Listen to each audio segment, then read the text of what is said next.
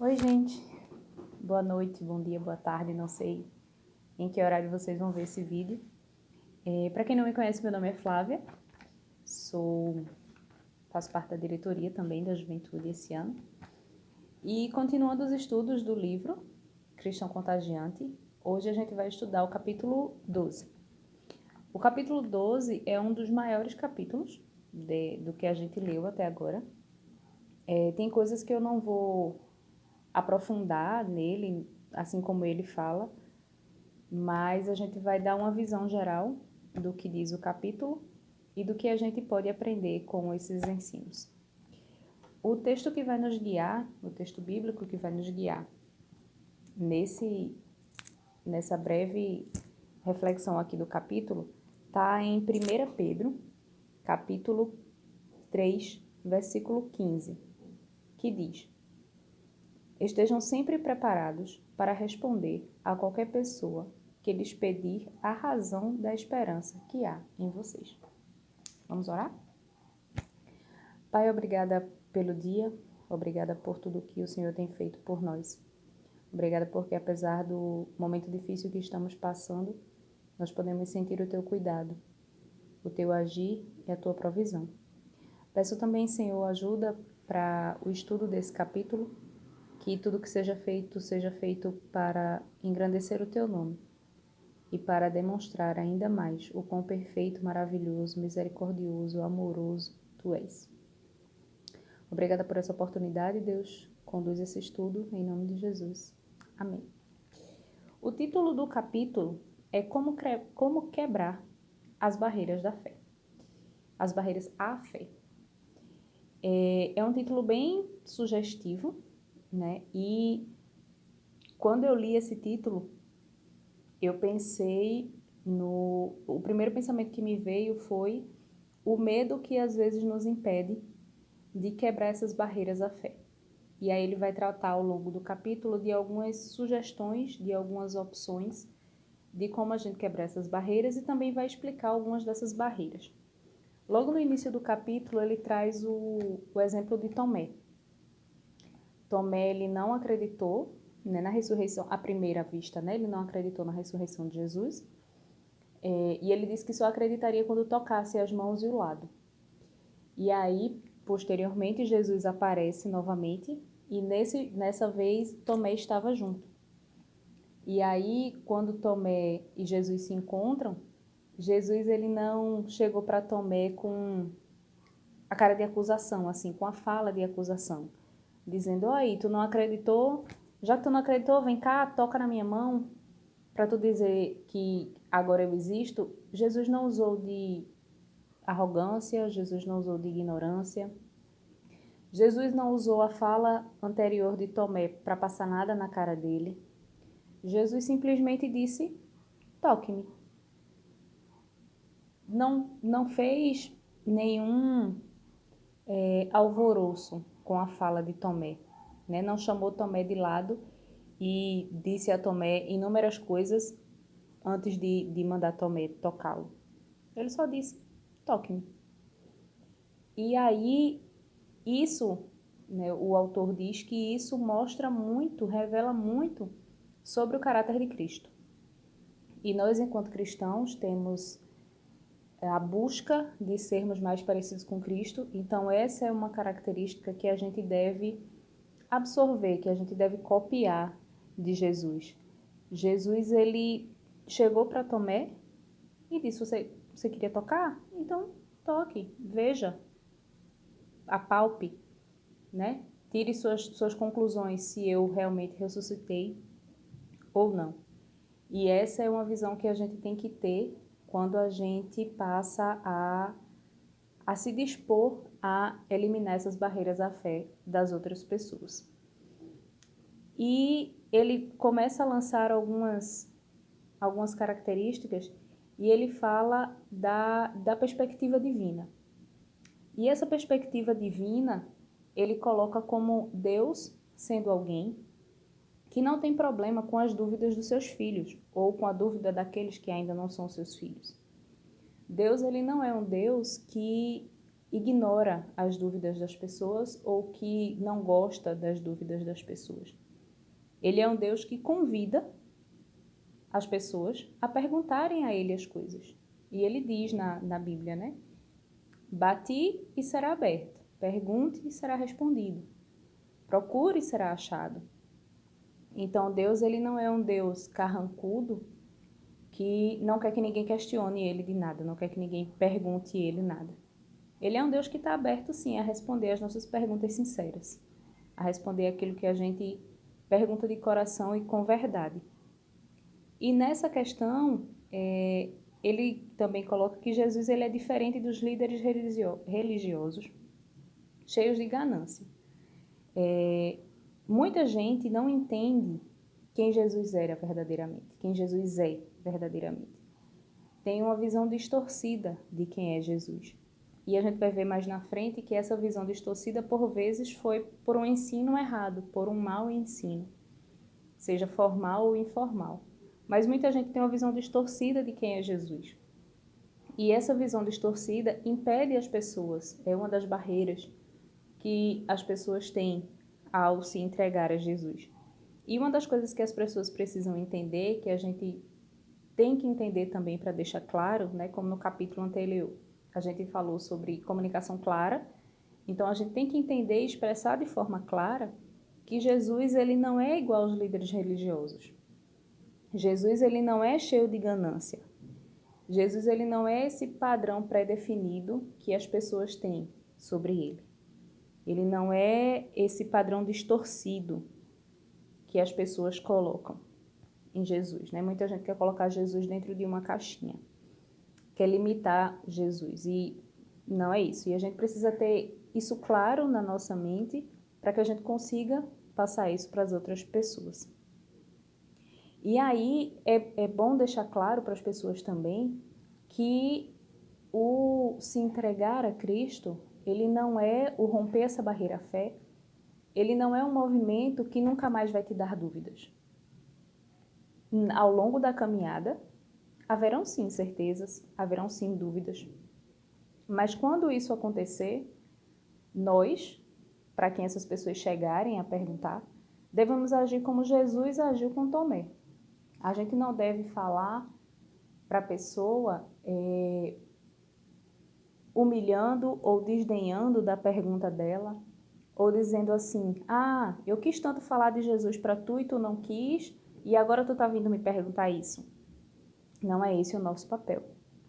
Nós devemos imitar Jesus e, como imitadores dele, devemos dizer, ok, boa pergunta, e dar a resposta, se souber a resposta naquela hora, né? Isso a gente também vai falar lá na frente. A gente vai oferecer respostas quando parecer apropriado. Às vezes, a própria pessoa faz a pergunta e ela mesma responde. Às vezes, ela só está trabalhando ali ela com ela mesma. Mas tem gente que vai entender logo na primeira, tem gente que vai demorar, que vai ser um processo mais longo, outras vezes um processo mais rápido. Algumas pessoas, por ter esse padrão distorcido, elas não entendem quais são as garantias, as perdas que vão ter ao seguir Jesus. A gente falou em um dos primeiros capítulos sobre isso. Eu acho que eu anotei aqui. A gente falou sobre, no capítulo 2, falou sobre as recompensas de ser cristão, dessa caminhada com Jesus. Então, muita gente pensa que é perder muito e não ganhar nada. E não é assim. A gente sabe que não é assim. E a gente tem que entender de uma vez por todas que a dúvida ela não é um erro. A gente não pode tratar a dúvida como um erro, a gente não pode tratar a pessoa que tem uma dúvida como alguém que não merece resposta ou que a gente dá qualquer resposta, uma resposta pronta para se livrar logo daquela pessoa. Né? A gente tem que ser imitador de Jesus, como eu falei um pouquinho antes. E ele vai mostrar aqui algumas barreiras da fé. E a primeira barreira que ele coloca são as percepções incorretas, que aí eu falei um pouco já, que é a pessoa não entender ou entender de forma incorreta o que é ser um cristão, o que é ser um seguidor de Jesus, quem é Jesus, quem é Deus. E essa pessoa, por ter essa percepção incorreta do que é ser um cristão, ela não vai querer se tornar um. Porque ela vê alguns exemplos e ela diz, ser cristão é isso, então para mim não vale a pena, para mim não é bom ser assim, né? O pensamento de que cristão não se diverte, cristão não é intelectualmente esclarecido, cristão só vai para a igreja e, enfim, tem uma vida infeliz, né? E a gente sabe que não é isso. A vida do cristão é uma vida, sim, de aventuras, é uma vida onde há felicidade, onde há diversão, onde há o conhecimento intelectual, onde há sucesso profissional. E tudo isso acontece no melhor lugar, que é ao lado de Deus, é ao lado de Jesus.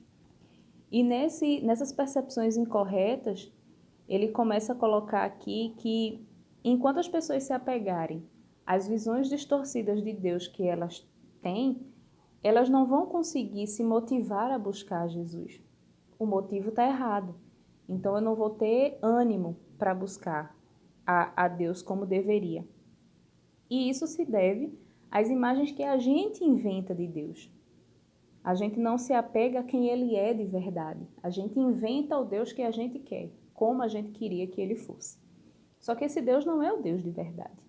E a gente tem que não só mostrar para as pessoas quem é o Deus de verdade, mas precisamos também entender que Deus, Ele já disse o que Ele é e a gente não tem como criá-lo, né? Nós somos criaturas dele, nós não temos como criá-lo. E aí ele faz uma pergunta no fim dessa parte, que de onde vêm as percepções incorretas e o que nós podemos fazer para combatê-las. E essas percepções incorretas, elas vêm de maus exemplos, elas vêm de maus ensinos, de medos, que é o que ele vai discorrer mais na frente. O primeiro são os exemplos ruins. E disso a gente já sabe. Eu não preciso aqui falar sobre exemplos ruins de cristãos. Todo mundo tem alguém, todo mundo conhece alguém que em algum momento foi ou é um exemplo ruim de um cristão. Só que o nosso papel não é apontar para essa pessoa. O nosso papel é ser um exemplo bom, é ser um exemplo coerente, é ser um exemplo que empolgue as pessoas a seguir a Jesus como nós seguimos. Esse é o nosso papel. Então, nessa parte, entra muito a questão do nosso testemunho. Por mais que a gente fale para as pessoas, por mais que a gente seja super inteligente no nosso discurso, que seja lindo, perfeito o nosso discurso, se a nossa vida não estiver igual ao nosso discurso, as pessoas não vão querer aceitar esse Deus que a gente fala. Se a gente fala de transformação e nossa vida em nada se transforma. Se a gente fala de alegria e nossa vida é só murmuração. Se a gente fala que Deus é tudo de bom e nossa vida não está demonstrando nada disso. Ou que um cristão ele deve agir corretamente, mas na hora de agir corretamente a gente não age corretamente. Claro, vamos errar? Vamos, mas nosso caminho é um caminho de santificação. Então a gente busca cada dia errar menos. Então, para combater esses exemplos ruins, o nosso testemunho ele é importantíssimo. E para quem vive junto da gente, eles vão perceber a nossa mudança. Eles vão perceber o nosso testemunho. Eles vão perceber que o que a gente fala é o que a gente faz e vice-versa. E vão começar a dar mais crédito àquilo que a gente falar. O segundo ponto que ele coloca é o ensino ruim. E esse ensino ruim, ele pode chegar como pessoas que aprenderam ideias erradas, que ouviram uma história aqui e levaram para a vida, ou que foram ensinadas errado, dentro de uma própria instituição, mas que o seu ensino a respeito de Cristo, a respeito do cristão, foi errado.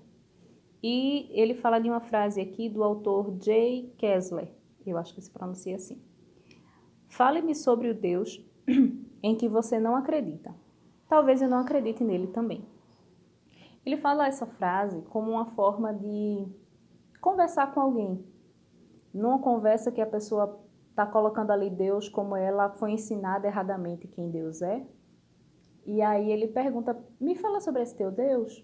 Talvez eu realmente não acredite nele também. Porque esse Deus que você está falando não é o Deus real. E não sendo o Deus real, eu também não acredito nele. E aí a gente pode criar brechas, criar oportunidades para mostrar quem verdadeiramente é Deus. E o combate a esses maus ensinos vem com o bom ensino. E o bom ensino é ensinar a Bíblia. O bom ensino é falar do que tem na Bíblia. A Bíblia, ela é a palavra de Deus. A Bíblia, ela é inerrante. A Bíblia, ela é atual. Então, se a gente quer ensinar a verdade, a gente precisa usar a Bíblia. Lógico, poderemos usar outros livros que apoiem a Bíblia? Poderemos, mas são livros que apoiam a Bíblia. E não livros que... a gente pode até ler livros que falam o contrário, né? Mas aí a gente precisa ter uma base para comparar e para entender que aquilo ali a gente está lendo por conhecimento, mas não é naquilo que a gente acredita. E o terceiro que ele coloca são os medos naturais. E esses medos naturais todo mundo já sentiu. Ele trata como um medo de algo novo. Você mudar de casa, você mudar de escola, você mudar de trabalho ou um novo trabalho, uma nova escola, uma nova rotina. E você tem aquele medo inicial de não saber como é que vai ser seu caminho naquele novo lugar, naquele novo espaço. Quais são as pessoas que você vai encontrar, qual é o caminho, quais são as surpresas que aquele caminho reserva para você. E uma das coisas que ele coloca para as pessoas ficarem na defensiva é esse medo natural. E aí, esse medo ele pode ser diminuído ao passo que as pessoas começam a ver que elas têm muito mais a ganhar do que a perder seguindo Jesus.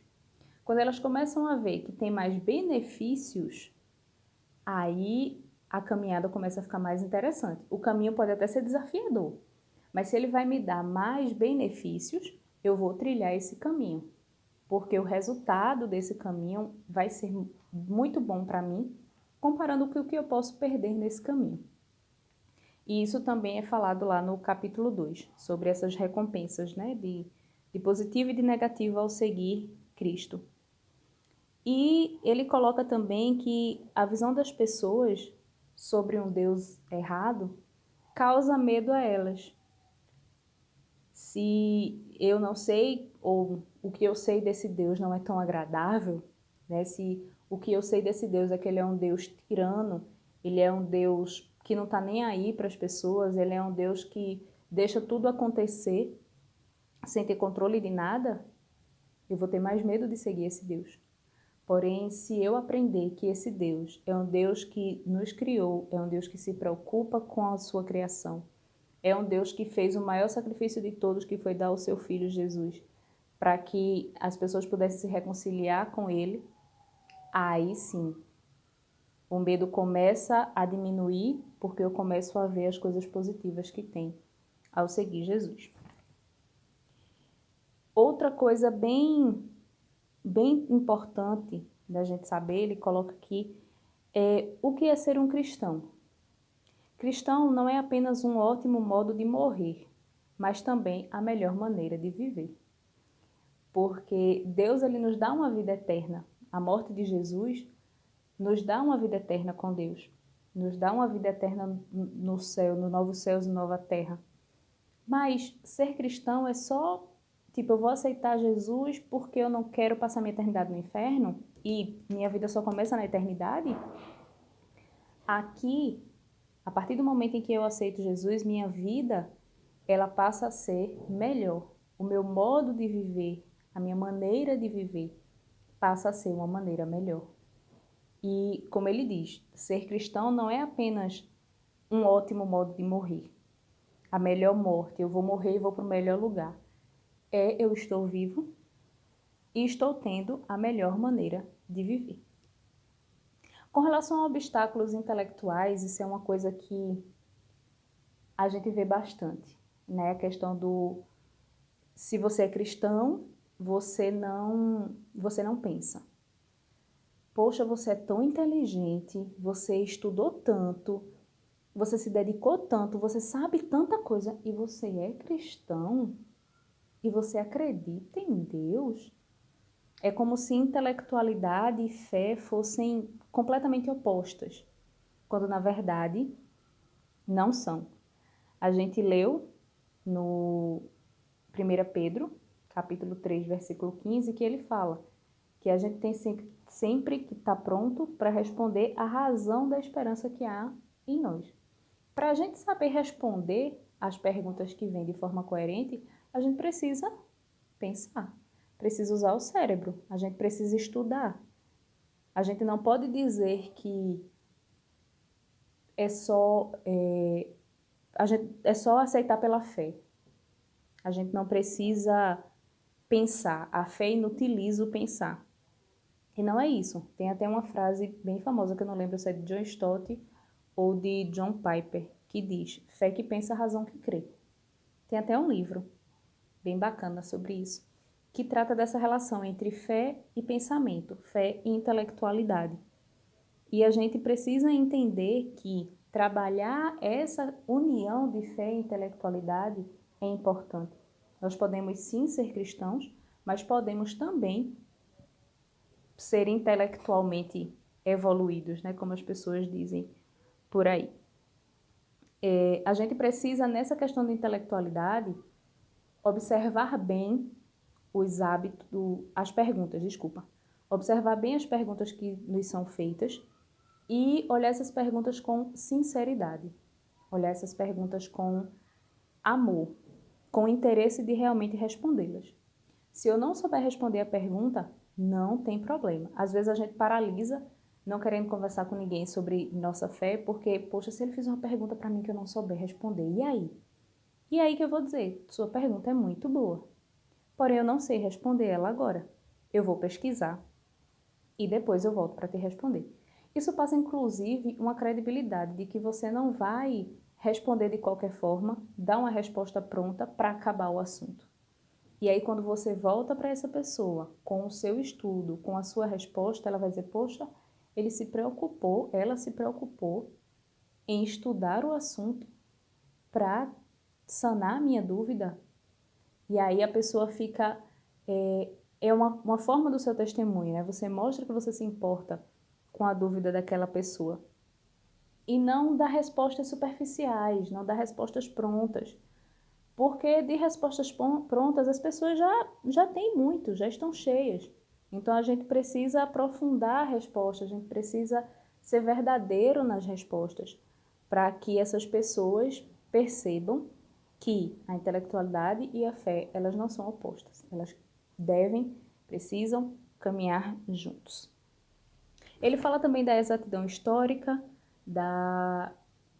por exemplo, se uma pessoa não acredita na Bíblia, então você usa outros materiais que mostrem àquela pessoa que o que você está tratando é verdade, porque tem outras fontes que afirmam o que diz a Bíblia. Tem fontes arqueológicas, tem históricos da época de Jesus, que falam sobre isso em outras fontes que não a Bíblia.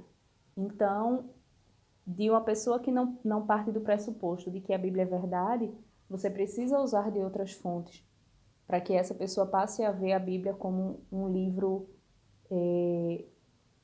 confiável. Né? E ele vai tratar de a lógica da fé, que também entra nessa questão da intelectualidade, do pensar, do não ser irracional ter fé em Deus, de ser uma coisa bastante lógica, até porque vários estudiosos que eram ateus, que eram céticos, quando eles passaram a estudar a Bíblia, saber se realmente aquilo era verdade, eles acabaram se convertendo. E a gente tem vários exemplos. Lee Strobel é um deles, o William Lane Craig é outro deles, que eram céticos, pararam para estudar e acabaram se convertendo. Do problema do mal, cristianismo versus ciência e a questão da superação de alguns obstáculos. Nesse problema do mal, ele é bem recorrente nas pessoas, porque todo mundo se pergunta: se Deus é bom, por que existe o mal? Se Deus é bom, por que tal tragédia aconteceu? Mas a existência de um Deus bom não é incompatível com a existência do mal. Como ele diz aqui, não existe nada logicamente incompatível entre a existência de um Criador todo-poderoso e a rebelião moral do mundo. em especial se considerarmos que Deus promete, por fim, julgar todo o mal. Então a gente precisa entender que Deus ele criou o homem, que o homem pecou, que o homem se rebelou contra Deus, e isso tem consequências. A partir desse momento, nossas atitudes passam a ter consequências.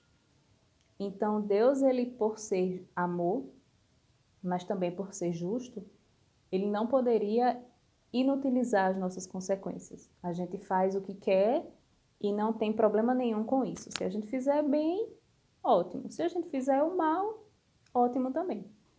E não é assim. A gente tem consequências das nossas atitudes. O cristianismo, ele refuta essas afirmações de que é impossível ter um Deus tão bom se existe o mal, e defende que o mal existe, e esse mal não é parte de Deus. É contrário aos padrões divinos e, portanto, é errado. Deus ele não aceita o que é mal, Deus ele não aceita o que é pecado. Deus não se liga ao que é pecado. Nós somos pecadores, sim, e ele nos aceita, mas ele não aceita o pecado. Cristianismo versus ciência, a gente já comentou um pouco, que junta a questão da intelectualidade, dessa coisa de ciência ser o oposto de cristianismo, que todo cientista tem que ser ateu, não dá para ser cientista e ser cristão. E a gente vê que existem inúmeros cientistas famosos e não famosos, que são cristãos, que desenvolvem a boa ciência e que essa boa ciência, quando desenvolvida, ela só corrobora ainda mais com o cristianismo. Ela só reforça que existe um Criador, que existe alguém acima de tudo isso. E ele termina essa parte com a superação de obstáculos. E nessa parte de superação de obstáculos, são obstáculos pessoais.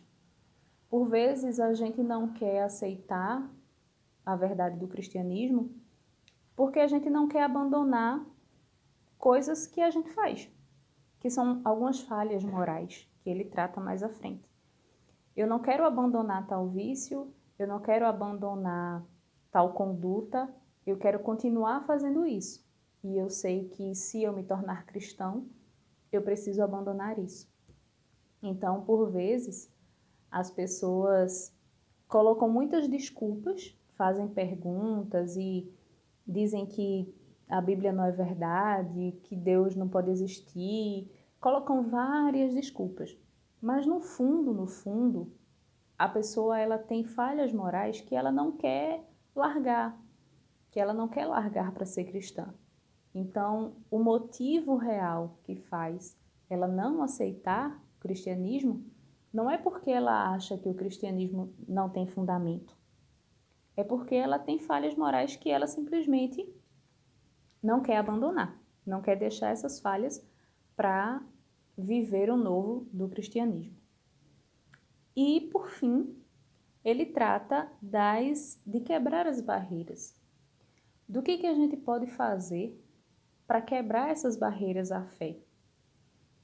E esse processo de quebrar barreiras, de levar pessoas a cruzar a linha da fé, ele pode ser um processo rápido ou um processo longo.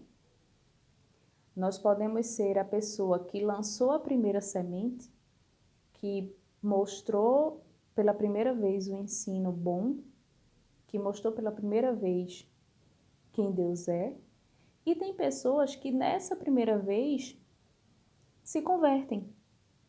Tem pessoas que precisam de um tempo de entendimento, de busca pela verdade maior. Então, a gente pode ser a pessoa que lança a primeira semente, ou a gente pode ser a pessoa que rega a semente, que leva um pouquinho mais de conhecimento, que leva um testemunho, que está ali perto da pessoa demonstrando o que é ser um verdadeiro cristão. E aí, o que essa pessoa já tinha de cristianismo plantado nela é reforçado com a nossa atitude. Então, a gente pode lançar uma semente hoje e alguém colher daqui a algum tempo. Ou alguém que colheu lá atrás, perdão, alguém que plantou lá atrás e a gente colhe hoje. Jesus, ele não critica as pessoas que vacilam em sua fé. Como a gente viu no começo, ele não criticou Tomé pelo que Tomé falou. Ele chamou Tomé para junto. E nós não devemos criticar as pessoas por suas dúvidas, sejam elas pessoas não cristãs, sejam elas pessoas cristãs. Até porque nós também temos as nossas dúvidas. Nós também temos os nossos questionamentos. Então, a gente não pode simplesmente desprezar a dúvida do outro. Porque, por vezes, essas dúvidas desprezadas, elas crescem tanto que a pessoa daqui a pouco não consegue mais acreditar em nada, porque ninguém respondeu suas perguntas. Ou quem respondeu, respondeu de forma muito simples, uma resposta pronta, uma resposta que todo mundo dá. Quando algumas perguntas precisam de respostas mais profundas. Perguntas simples, respostas simples. Perguntas complexas, respostas complexas. E ele trata mais para o fim do capítulo, que a gente está quase terminando, que ele fala de quando Jesus fala em Mateus 7, 7 e 8. Peçam e lhes será dado. Busquem e encontrarão.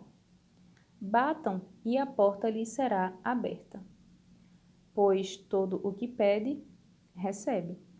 O que busca, encontra. E aquele que bate, a porta será aberta.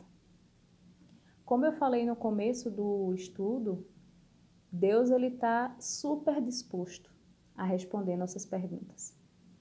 Contanto que a gente pergunte com sinceridade e esteja disposto a ouvir a resposta de Deus. Porque Deus ele vai nos responder.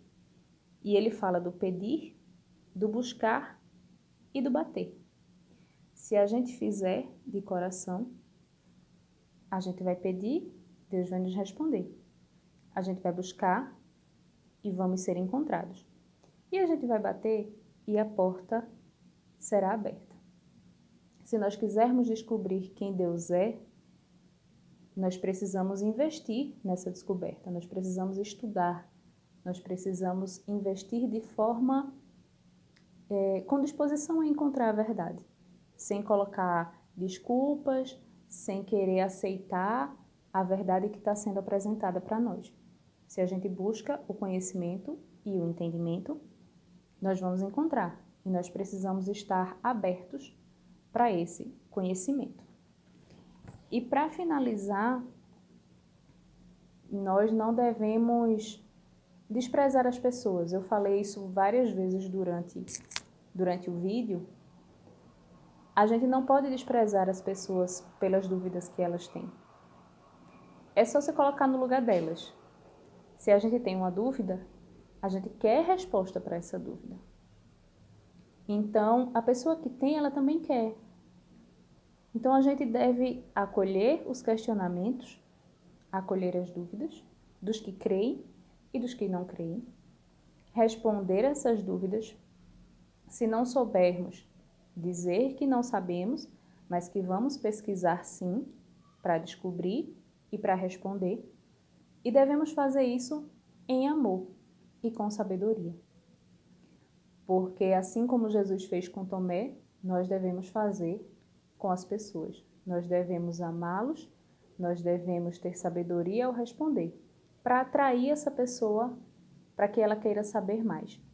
E com relação a essa fala de como ser falado, foi tratado no capítulo anterior. Então eu não vou repetir tudo o que foi falado lá. Qualquer coisa você assiste o vídeo do capítulo anterior, lê o capítulo anterior para entender essa questão de como você falar. Mas que nós tenhamos entendimento de que A Bíblia nos diz para que estejamos sempre prontos para responder a qualquer que seja a razão da nossa fé. Responder isso de forma clara, de forma amorosa, com sabedoria, com discernimento, pedindo sempre, sempre, sempre a direção de Deus para falar para qualquer pessoa, para qualquer um que nos questione a razão da nossa fé. Beijo para vocês, espero que tenham gostado do vídeo e até sábado.